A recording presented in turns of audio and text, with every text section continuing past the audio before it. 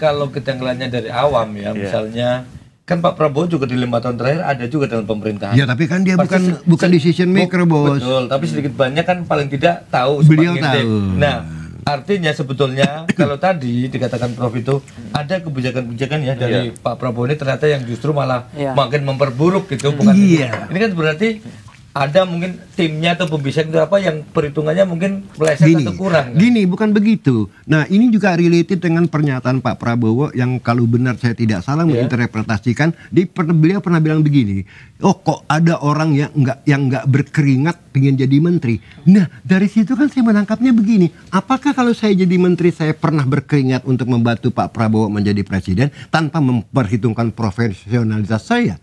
Kan gitu. Yang kita butuhkan kan bukan masalah dia berkeringat atau tidak. Yang kita butuhkan orang yang memang profesional, capable, seperti janjinya dulu kita akan membentuk second kabinet. Second kabinet kan artinya orang-orang yang basically seharusnya memang profesional, ya. Bahkan kalau bisa memang non partisan. Artinya tidak terkait dengan partai. Tapi kalau dibalas dengan pernyataan, wah kok ada orang pengen jadi menteri padahal nggak berkeringat, itu kan artinya politik. Bukan profesionalisme. Nah, mengetahui bahwa ekonomi kita tidak baik-baik, kalau you are still masih berpegang teguh pada prinsip itu, selesai, Bos. Jadi gimana? Saya ini Mas Bang. Ya kalau saya begini ya. Pertama begini, kita melihat mazhab Pak Prabowo dulu. Mazhab ideologi beliau itu kan masih melihat founding father kita lah, Pancasila ya, bahwa bumi, air, kekayaan alam dikuasai, dimiliki oleh negara. Artinya cabang-cabang produksi dikuasai penuh.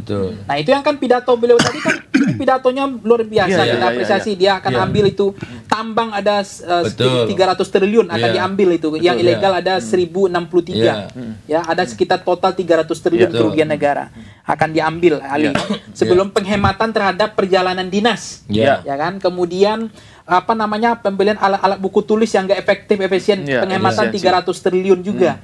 Nah ini udah apresiasi, kita hormat ini, tapi harus juga kemudian ini penempatannya gimana ke depannya.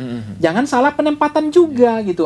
Pose salah lagi. Alokasinya pose salah lagi. Nah, tadi kepada MBG terlalu dominan, kemudian kepada Danantara tidak terkontrol Sri Mulyaninya. Nah, ini yang rumit. Nah, sebenarnya semangat perjuangan beliau misalnya untuk menciptakan stabilitas pangan itu kan keren sekali. Kita harus surplus gitu. Itu penting sekali untuk menjaga. Nggak boleh orang Indonesia kelaparan, itu malu karena dari rejim sebelumnya kita nggak pernah lapar gitu. Orang Indonesia ini gini, Prof, dia kalau suruh cari makan dia bisa cari makan sendiri sebenarnya. Dia kalau keamanan dia bisa cari keamanan sendiri. Tapi kalau dia hilang trust, distrust, delegitimasi, ini repot. Itu yang di Pati udah mulai gejala gitu. Karena dia bisa pajak ini udah keterlaluan gitu. Dan itu era Jokowi sudah terjadi, token naik tiap bulan. BBM naik tiap minggu. Itu udah terjadi pertalite pertamax itu. Jadi apa yang disampaikan Prof bahwa ini adalah warisan legasi yang paling buruk Jokowi kepada Prabowo, benar. Tapi Pak Prabowo kan selalu memuji bahwa hari ini di HUT RI dia bilang mantan Presiden Jokowi sudah meletakkan fondasi infrastruktur, sudah membangun IKN, sudah memulai transportasi kita, mobilisasi kita canggih di Indonesia. Dia selalu memuji, termasuk dia memuji menteri-menteri yang bermasalah tadi yang ngomong nggak mikir tapi baru pikir minta maaf gitu loh.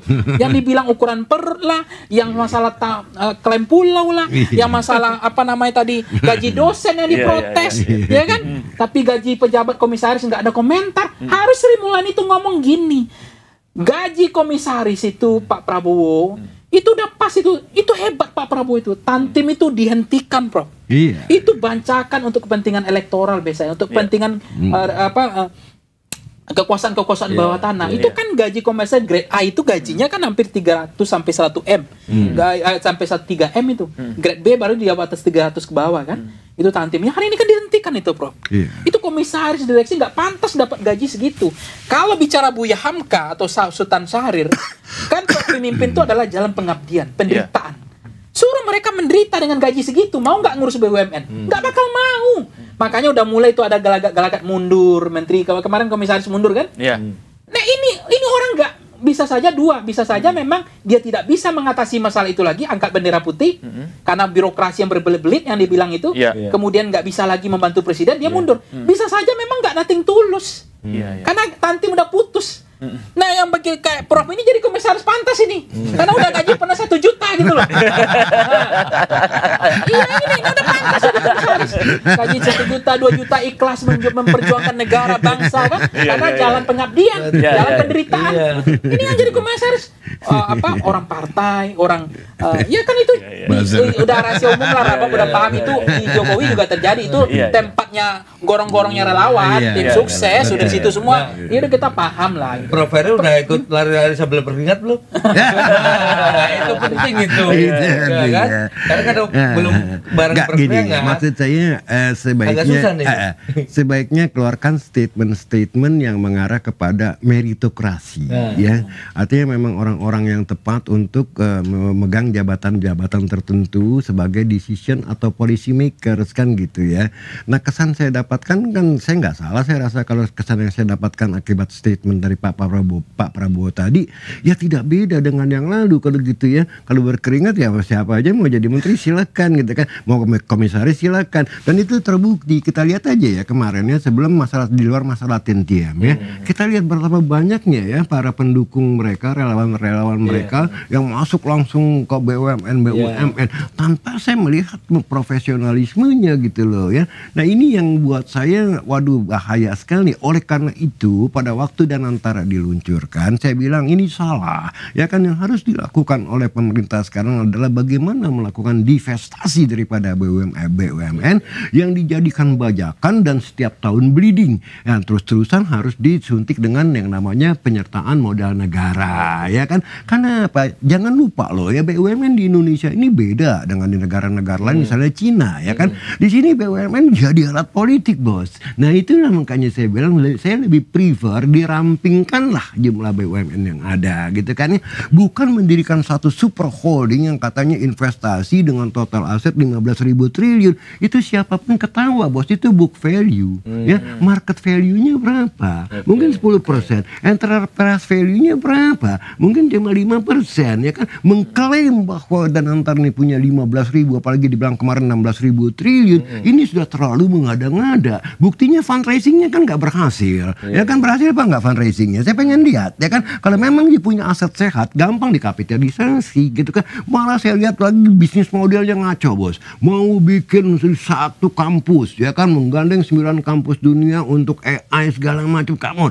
Lantas investasi renewable atau apa di Filipina, loh. Lantas saya bilang nih, apa kok tiba-tiba ngaco ngalor kidul, gitu kan? Lama-lama saya bilang mereka berpikir untuk bangun panti pijat kali ya, gitu kan ya? Ya, ini kan udah jelas ya, bahwa iya kan, ini sama sekali kalau kurang ya, Prof? Iya, karena kalau satu business entity tidak punya bisnis model yang tepat, bagaimana bisa diharapkan dia bisa menjadi motor ekonomi, kan begitu, ya kan ya. Dan jadi saya selalu punya reason kalau saya mengatakan this is right atau this is wrong, gitu loh ya. Nah, balik lagi sekarang menjadi masalah ya. Take it for granted. Saya bilang take it for granted. Jangan bikin best case scenario. Kalau you are pemerintah yang waras, you bikin best case scenario salah. Ya, harus mulai dengan worst case scenario. Ya kan? Misalnya, ya kan saya bikin bisnis, bos. Kalau saya bikin best case, wah untungnya tiap tahun 500 triliun segala macam, ya kan? Lebih baik saya bilang untung mulai mungkin 5 perak deh. Apa yang terjadi, kan begitu, ketimbang kita menghayal, ya kan? Karena apa? Best case scenario ada threshold yang paling bawah tuh, yang kita harus lompati. Oke, kalau pemerintah yang waras, saya bilang dia tidak datang dengan best case scenario loh. Dia harus datang dengan worst case scenario. Suppose economic growth 4,5%, what should we do? Ya, itu dong, ya kan? Sehingga begitu kita melakukan policy, ya, membuat budget, ya kan, merealokasi anggaran. Tadi bilang efisiensi, efisiensi itu gila, bos. Itu efisiensi tadi, benar, tidak salah. Tapi itu menjadi austerity, ya, kalau tidak diadakan realokasi dari anggaran yang diefisienkan. Karena government spending itu berkurang, nah, maka economic growth pun akan berkurang. Nah, jadi problemnya ekonomi bukan tidak berputar, gitu ya? Ekonomi tidak berputar. Jadi masalahnya itu bukan masalah efisiensi, masalahnya adalah realokasi. ya kan, anggaran yang diefisienkan supaya ekonomi keeps rolling down the street. Kan begitu kalau dari kacamata makro. Ya kan? Dari kacamata mikro beda, ya kan? Kita efisien is okay fine, tapi tidak dalam makro gitu loh, ya. Berarti ada yang tidak tepat ya dengan ini sebenarnya. Saya begini, saya melihat ya, kembali lagi sebagai ekonom, ya kan, ini manpower kita di bidang ekonomi as a whole, ya kan, itu sangat minim sekali, bos. Nah, artinya apa? Stok ekonomi kita sangat terbatas sekali, sedikit sekali untuk membantu pemerintah memformulasikan kebijakan pembangunan yang benar gitu.